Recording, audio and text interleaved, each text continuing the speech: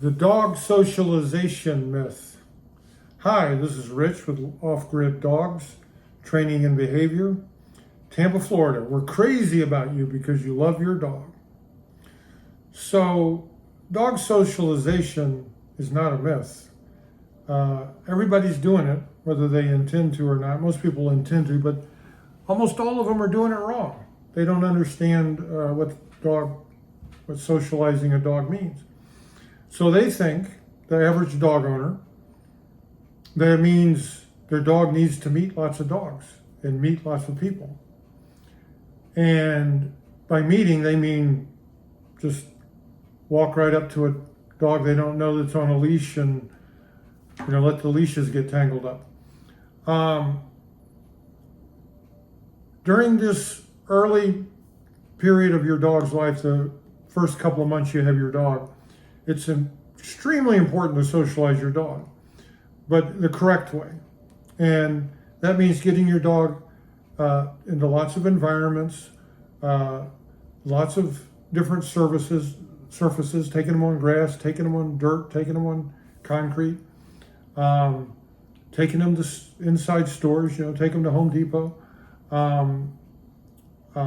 taking them for rides in the car. You want them to enjoy riding in the car.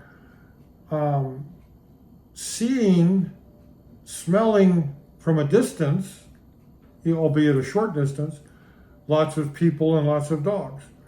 But if you make the mistake that most dog owners make of thinking that socializing your dog is letting him run up to other people who also don't know what they're doing, and you're both on a leash, and watch my video about should two dogs that don't know each other meet on a leash, and I go into detail why that's no good. And you're actually doing a lot of harm to your relationship with your dog. And later on, when your dog gets a little older and he's reactive and doesn't trust you, and he's the boss, which creates a horrible situation for both of you, this will be a big part of why that's happening to you and why you have behavior problems, and you need to spend thousands of dollars on dog trainers that probably won't do you any good because it's got nothing to do with dog training. So it's very important. This is much more important than dog training. The first few months of your dog's life, if you're getting a puppy, is when you're building the dog that you're going to live with for the next 12 to 15 years. And socialization is a huge part of that. So you want him to meet people and dogs the correct way, which will build your relationship with your dog, build his trust in you, build his confidence. It's so important that all their experiences are positive. When the first couple of months, like if you get your dog like you should at 8 weeks, again, we're not talking about rescues, we're talking about a puppy. And the next 2 months, from 8 to 16 weeks, you're imprinting things on that dog's brain for life. It never goes away. So if you make a mistake or if he has a bad experience, you're never going to completely overcome that. So you want to avoid those really bad experiences, like him getting attacked by another dog at a dog park. Don't ever go to a dog park. I'll get into that in a minute. But when you're meeting dogs and people, I'm just talking about the average dog, strange person meeting. If you're letting every strange person run up to your dog, because they're a puppy and they're cute and everybody wants to pet them, again, you're doing it wrong. You're destroying your relationship with your dog. You're teaching your dog, because you're always training your dog, whether you realize it or not. You're training your dog that he cannot depend on you to keep him safe, that you are not in charge, that he has to meet all these strange people, which is an unnatural thing for dogs. They're pack animals. They're social animals with their pack, not with total strangers. And you're not going to agree with me because you think, oh, my dog likes strangers. He wags his tail. That's stress. That's stimulation. That's excitement because he's not dumb and he knows what's going to happen when he hears that high-pitched voice and that stranger charging toward him, invading his space, looming over him and staring at him like a predator. He's got to deal with that. Now, every dog is different. a lot of dogs are super confident and they're going to handle, even though you're doing all this wrong, they're not going to be that bad. Well, you got lucky, okay?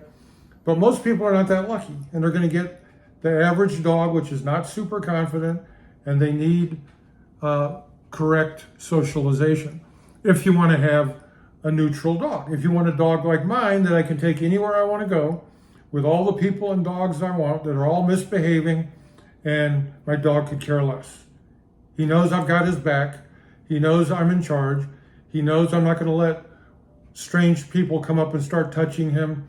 Strange dogs get in his face, and he doesn't have to deal with any of that. We can walk right by him. They could be barking 1,000,000 miles an hour, and he doesn't even look at them. He's calm, confident, relaxed, because that's the dog you create when you socialize them properly.